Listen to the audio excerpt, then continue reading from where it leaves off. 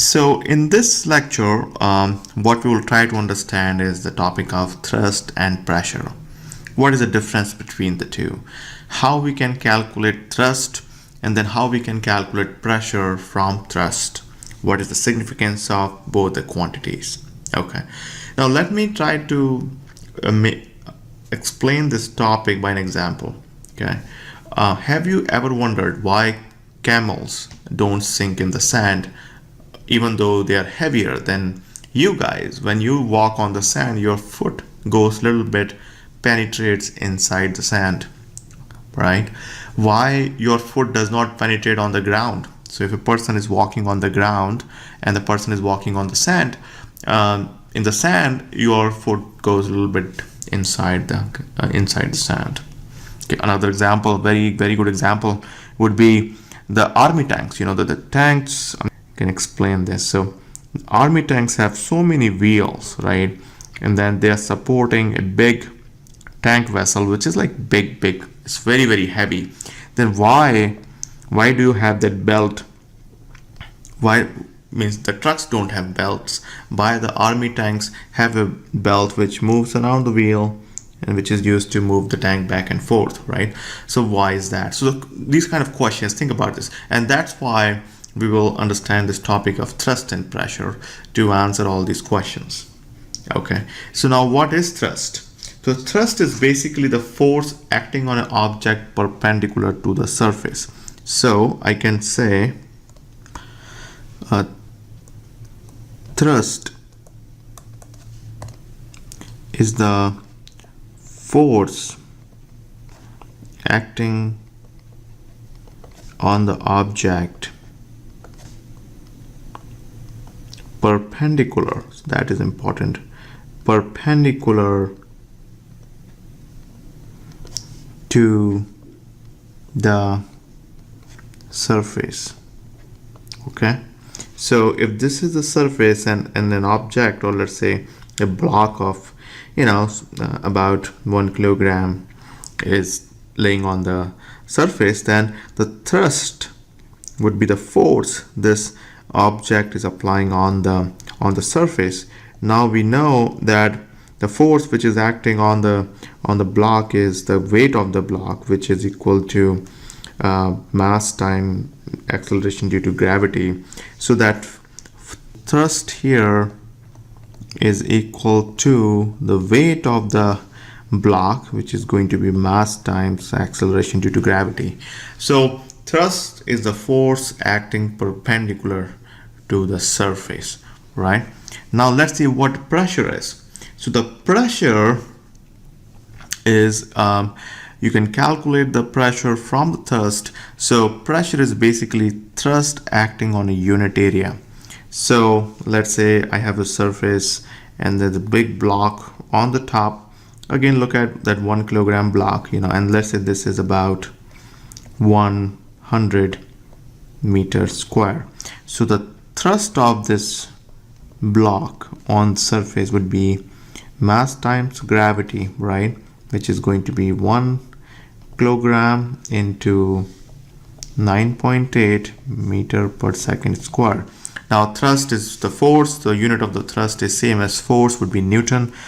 So this would be about 9.8 Newton. That would be thrust acting perpendicular to the surface in this direction.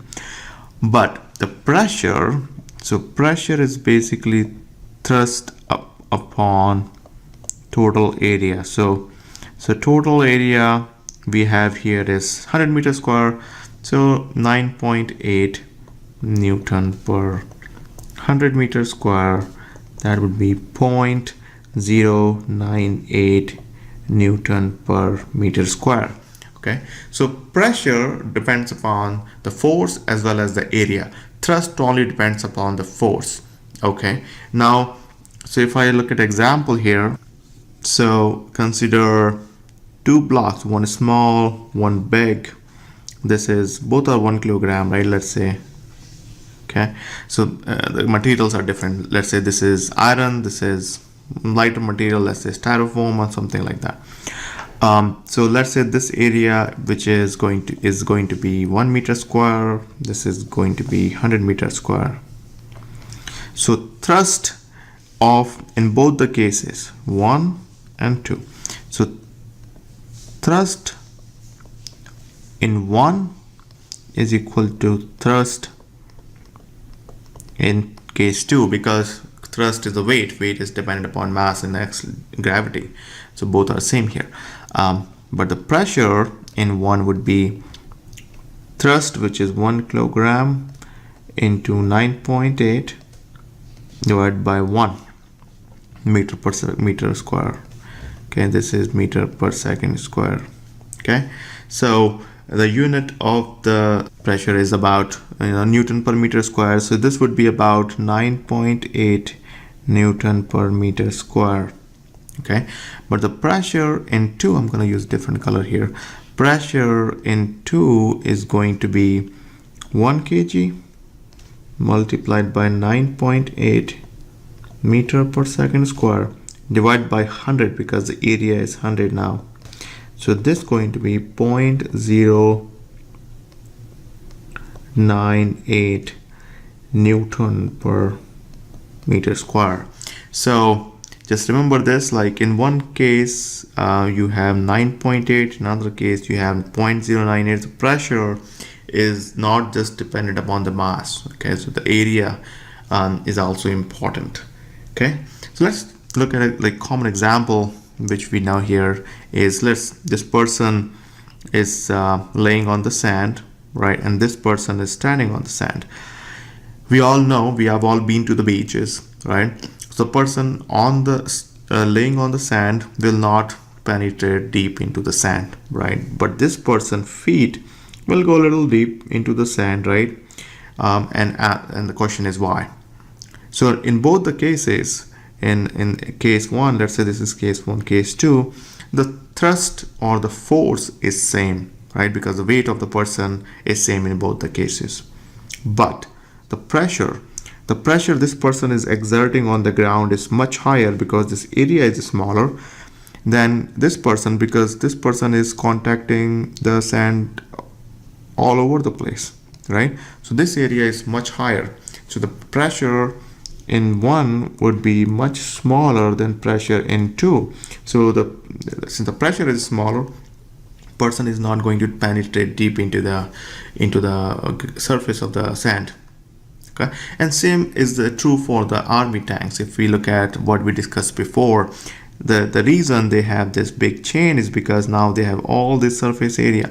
If there is no chain, let's say if you remove the chain, then the point would be, these points would have much small area, and then since the weight of this tank is much higher, this will easily go inside the surface. So by contacting it with the chain, this big belt, you have increased the area too much. Okay. Another application of the particular topic is, when you are hitting the nail with a hammer, why nails have pinpoint tip, right? The reason is, when you are hitting the nail, it's only touching the surface at very small area, so it has applying much higher force. The pressure is very, very high here, much higher pressure, the area is smaller, right? So it can easily go inside the surface, whatever the surface, it will go deep. Instead, if you flatten the tip of the nail, and let's say the tip of the nail becomes very blunt, then it will not go deeper into the surface. Similarly, the big buildings, school, hospitals, have wider footprint, and that's because you don't want all the weight of the building to sink into the ground, right? So you are decreasing the pressure the building is applying on the ground by increasing the area. Remember, pressure is force upon area. So if you increase the pressure area, pressure goes down.